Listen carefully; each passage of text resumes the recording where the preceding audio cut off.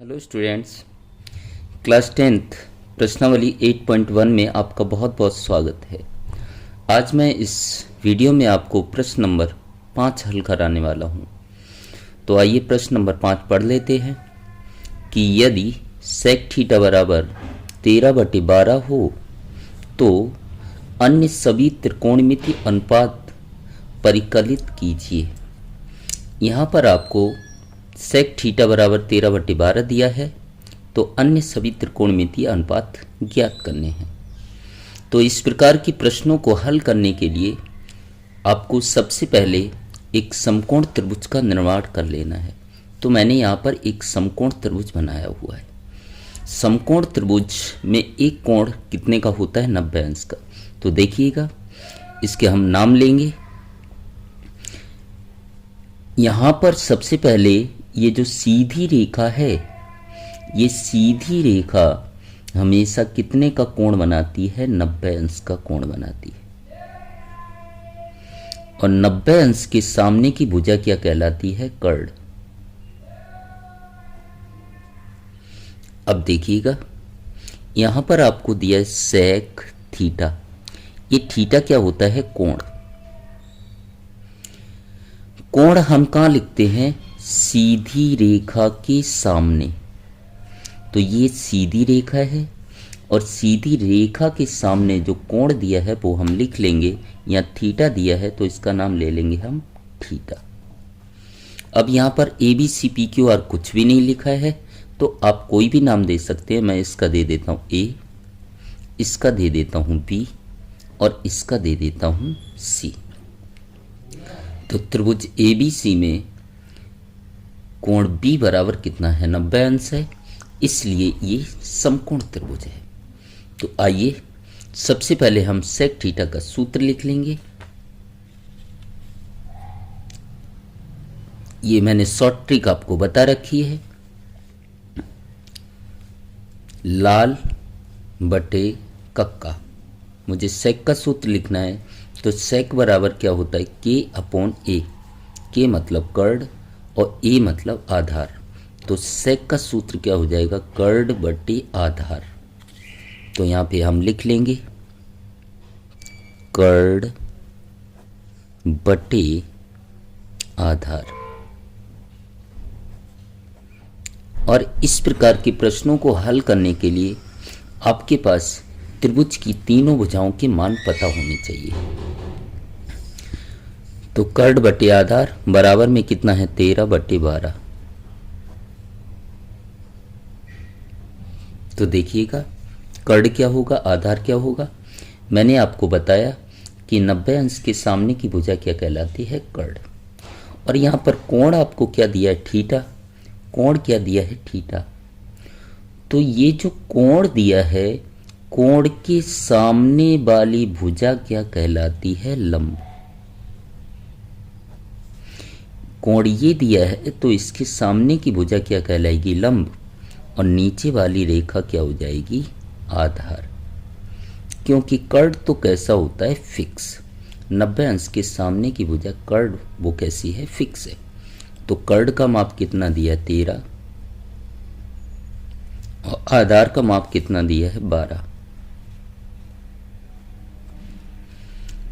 तो कर्ण का माप मुझे पता है, आधार का माप पता है, लंब का माप मुझे पता नहीं है। और मैंने आपको बताया इस प्रकार के प्रश्नों को अगर आपको हल करना है तो त्रिभुज की तीनों भुजाओं के मान पता होने चाहिए। तो लंब का माप ज्ञात करने के लिए हमें पाइथागोरस प्रमेय का उपयोग करना है। कभी भी दो भुजाओं का मान दिया हो, तीसरी ज्ञात करनी हो तो हमें पाइथागोरस प्रमेय का इस्तेमाल करना है।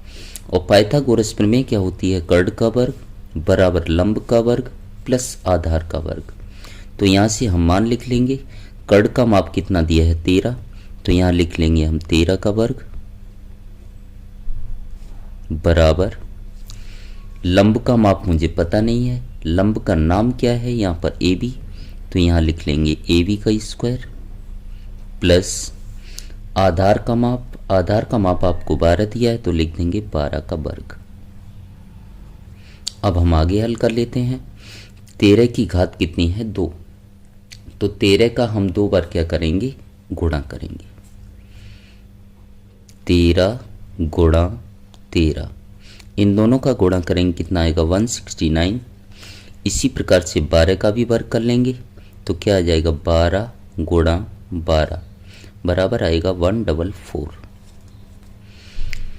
तो 13 का वर्ग मैंने कर लिया, कितना आया 169 बराबर AB स्क्वायर जैसे का तैसा प्लस 12 का वर्ग हमने किया, कितना आया 144। अब मुझे यहाँ पर AB का मान निकालना है, तो 144 को बराबर के उधर ले जाएंगे, यहाँ प्लस का है, इधर किसका होगा माइनस का, तो 169 माइनस 144 बराबर क्या आएगा AB स्क्वायर। अब यहाँ पर 169 में से 144 माइनस कर देंगे, कितना आएगा 25, और वर्ग यहाँ हटाएंगे तो बराबर के इधर क्या आ जाएगा वर्गमूल, बराबर कितना आएगा AB। अब आगे हल कर लेते हैं। 25 के यहाँ गुणनखंड कर लेंगे तो कितना हो जाएगा 5 गुणा 5 बराबर क्या आएगा AB। वर्गमूल में दो संख्याओं के जोड़े बनते हैं, तो 5 5 के जोड़े बन गए, इसमें से एक संख्या बाहर निकाल लेते हैं, तो यहाँ पर AB बराबर क्या आया 5। इस प्रकार से हमें त्रिभुज की तीनों भुजाओं के माप मिल गए। अब मुझसे पूछा गया था कि सेक थीटा बराबर 13/12 हो तो अन्य सभी त्रिकोणमितीय अनुपात परिकलित कीजिए। अन्य सभी त्रिकोणमितीय अनुपात आपको ज्ञात करने हैं, तो देख लीजिएगा अन्य त्रिकोणमितीय अनुपात क्या क्या होते हैं वो यहाँ पर हम लिख लेंगे। सेक का माप आपको दिया है, बाकी के क्या बचेंगे साइन, कॉस, टेन, कॉट और कोसेक। तो हम यहाँ पर त्रिकोणमितीय अनुपात पहले लिख लेते हैं। पहला क्या है साइन थीटा, दूसरा क्या है कॉस थीटा, तीसरा आपका दिया है टेन थीटा,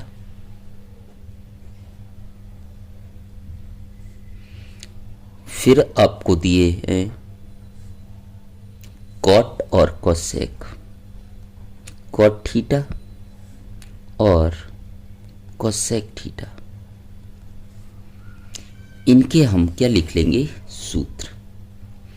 तो सबसे पहले साइन थीटा, साइन थीटा का सूत्र होता है L/K, L मतलब लंब और K मतलब कर्ण।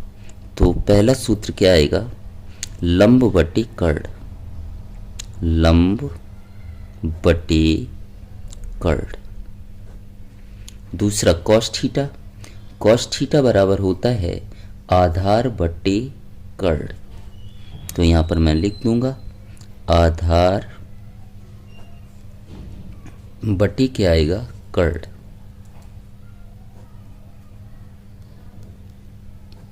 अगला टेन थीटा, तो टेन थीटा बराबर होता है L/A मतलब लंब बटे आधार, क्या आएगा लंब बटे आधार। बाकी के भी हम सूत्र लिख लेते हैं। यहाँ पर दिया है कॉट थीटा, तो कॉट थीटा बराबर क्या होगा A/L मतलब आधार बटे लंब, क्या आएगा आधार बटे लंब। और लास्ट आता है कोसेक थीटा, तो कोसेक थीटा बराबर होता है K/L मतलब कर्ण बटे लंब, क्या आएगा कर्ण बटे लंब।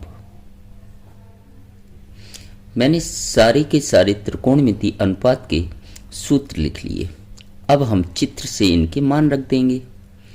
तो यहाँ पर सबसे पहले आपको लंब दिया है 5, तो लंब की जगह मैं लिख दूंगा 5 बटे कर्ण का माप दिया है आपको 13, तो कर्ण का माप मैं लिख देता हूँ यहाँ पर 13। दूसरा है कॉस थीटा बराबर आधार बटे कर्ण, तो आधार का माप यहाँ पर आपको दिया है 12 बटे कर्ण का माप आपको दिया है 13। तो यहाँ लिख देता हूँ 13 बराबर टेन थीटा बराबर होता है लंब अपोन आधार।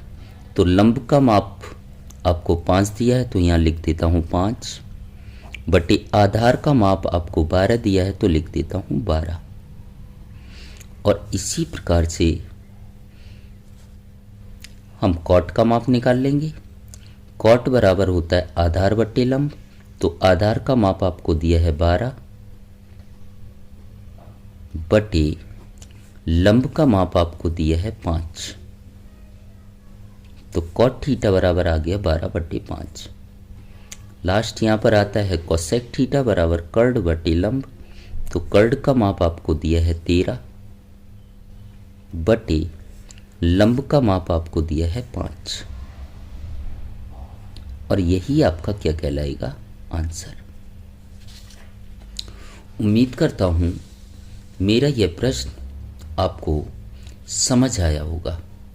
अगर मेरा पढ़ाया हुआ आपको समझ आता हो और चैनल पर पहली बार आए हो तो चैनल को सब्सक्राइब ज़रूर कीजिए और ज़्यादा से ज़्यादा अपने दोस्तों में शेयर करें ताकि इसी प्रकार के वीडियो बनाने का मुझे मोटिवेशन मिलता रहे।